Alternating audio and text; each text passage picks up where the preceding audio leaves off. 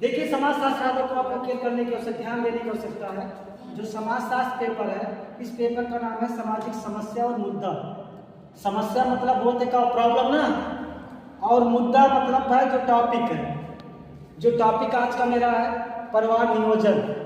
परिवार नियोजन को इंग्लिश में क्या बोलते हैं भाई?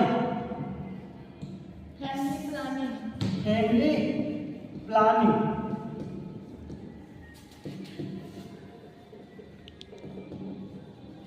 इसे बोलते हैं फैमिली प्लानिंग। इतना तो होगा समझ में। अब यहाँ आपको ध्यान देने की आवश्यकता है कि परिवार नियोजन की शुरुआत कब हुई थी? शुरुआत किस सन में हुई थी भाई? कौन बताएगा?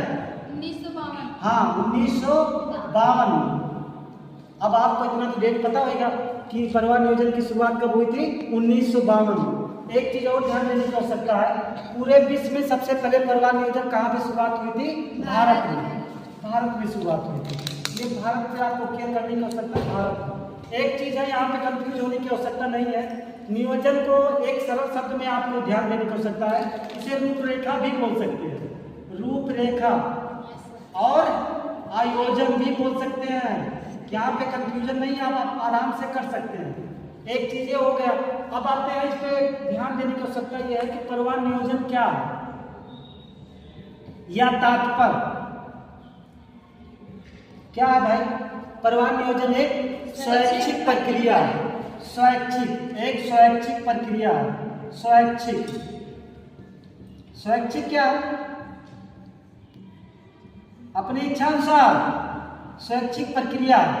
इतना तो होगा, लेकिन यहाँ पे कंफ्यूजन है।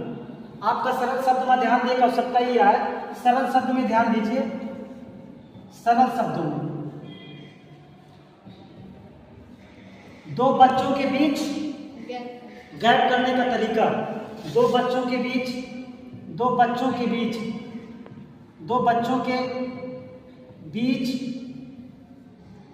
गैप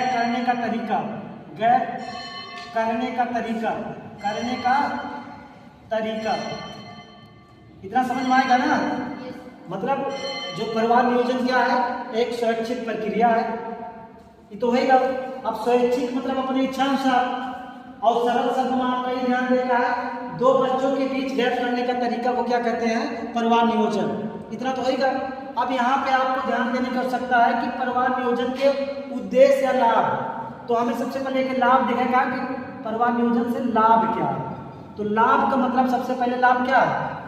सबसे पहले लाभ है जनसंख्या नियंत्रण, यानी